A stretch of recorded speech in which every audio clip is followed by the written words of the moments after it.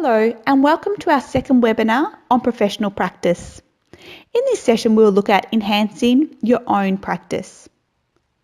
We'll begin this session by talking about how to determine improvements based on your self-evaluation and feedback from others. After you meet with your supervisor at your performance appraisal and you've discussed your self-evaluation, you might like to organise to attend in-house training. This in-house training is a great way to increase or recap on previous knowledge and skills. And the best part of this training is often it's free of charge. If you're having difficulties with any aspects of your job role, or you wish to broaden your knowledge, you should ask your supervisor for assistance rather than struggling with your duties and ending up making mistakes. It's important that when you feel the need to get some additional support or training, that you clearly communicate this with your supervisor. Most organisations will also have a policy and procedure relating to how you should seek assistance from your supervisor or how to organise for additional training. There are many different ways that an organisation can make sure that its workers feel supported. This support may be offered in the form of material resources, information, training and development, practical support, emotional support and feedback. While most of these can be offered in-house, there are other opportunities for employees to seek support from external sources as well. If you wish to attend an external education session, speak to your supervisor, as you may be eligible for paid study leave, or the organisation may contribute to the cost of the education session that you wish to attend. Organisations will have policies and procedures in place to support leisure and health staff. Some of the things that will be included in these policies and procedures could be providing leisure and health staff with a proper induction when they first start within the workplace, providing and promoting staff assistance programs, promoting cultural diversity within the workplace, and ensuring flexible work practices are put in place that suit both the organisation and also the worker. Managers and supervisors are able to provide support to staff in the following forms. They may assist with work demands, including clear work goals. They may provide all workers with adequate information to do their job. They should provide workers with the required training and development. They should conduct performance reviews and include constructive feedback. They should provide additional assistance when workers are undertaking challenging or new tasks or roles that they're not familiar with. And they should ensure adequate backfilling of roles or redistribution of work when workers are either sick or on leave. When a staff member is considering training and development, it's important that the worker feels comfortable with the amount of training they receive and they're comfortable within the job role. Training should be general as well as task specific. There should be refresher courses to ensure competencies are up to date. Training and developments should be available to all employees. Staff should be aware of overall policies and procedures. And staff should be provided with managerial and challenging tasks to further their knowledge and experience.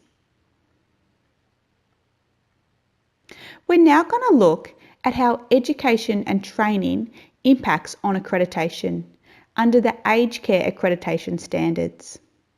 As per the Aged Care Accreditation Standard 3, which is Care Recipient Lifestyle, this standard here relates directly to leisure and health workers, so we're going to look at this one. We're going to look at outcome 3.3. 3.3 is focused on education and staff development. And it reads, management and staff have appropriate knowledge and skills to perform their roles effectively. So, this is a requirement for aged care facilities to receive their accreditation, that management and staff must have the appropriate knowledge and skills to perform their roles effectively. If staff do not have these appropriate knowledge and skills, this can affect an organisation's accreditation. So it's very important that staff remain up to date and have the skills and knowledge to perform their duties. Now I'm going to talk about how management can provide emotional support to staff in need. This can include management supporting open communication and encouraging staff to voice their concerns, providing time to talk with the staff, treating issues of all employees with sensitivity, holding team building activities, and showing an interest in the staff beyond the boundaries of just the workplace. As well as the internal support mechanisms provided within the organisation, there are a number of outside organisations and agencies that a worker can access to help them deal with work-related issues. Some examples of these organisations can include WorkCover, WorkSafe, Department of Human Services, Job Access, Department of Industry, and Independent Counselling Services. These external organisations can be used for support if support isn't provided within the organisation. We're going to now look at a specialist advice organisation known as the Employee Assistance Program. EAP, or the Employee Assistance Program, is a free and confidential counselling service offered by employers to their employees to support their wellbeing in the workplace and also within their personal lives. Depending on the employer's arrangements with the EAP may also extend to immediate family members of that staff member. Most services offer initial support and assistance to individuals and groups of employees who have personal and/or work-related issues that may impact on their wellbeing, work performance, safety, individual and workplace morale, and also their psychological health. EAP counselling is aimed at assisting employees to understand and clarify issues that are directly concerning them, including underlying issues, identifying and exploring options to address these issues, and also develop plans to approach these issues and to find constructive solutions. Certain events and issues may occur within the workplace, which gives rise for a staff member to request EAP services.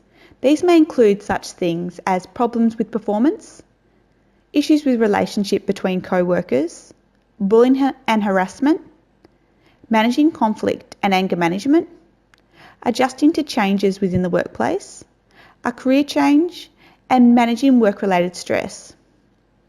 If you would like to access EAP services, it's important that you find out from your supervisor or manager to find out if these services are available through your organisation.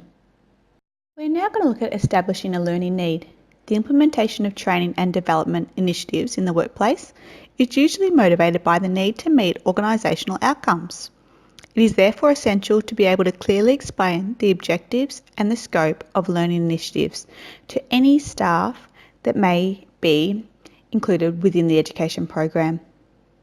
Once a learning need has been established, it's important to define learning objectives. It is important to understand the learning needs in detail and how this needs to be tied up with organisational objectives. Only then can learning objectives be developed in alignment to those of the organisation. Let's now look at the SMART method for developing learning objectives. Have you ever heard of that term before? SMART goals? Let's go through and talk about what the acronym SMART stands for. S, specific. So you want to define exactly what the learning objective is. M stands for measurable. You need to define the benchmarks that will denote success. So you need to have a figure. It might be a number of staff that you want to attend the training or a percentage. A stands for achievable. Ensure the goal is possible. R, relevant.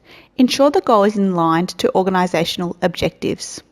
And T stands for timely. Establish a time frame in which you want the learning objective to be met. The final topic in this webinar is evaluating current learning practices against objectives. Conducting an analysis of current work practices has a twofold benefit.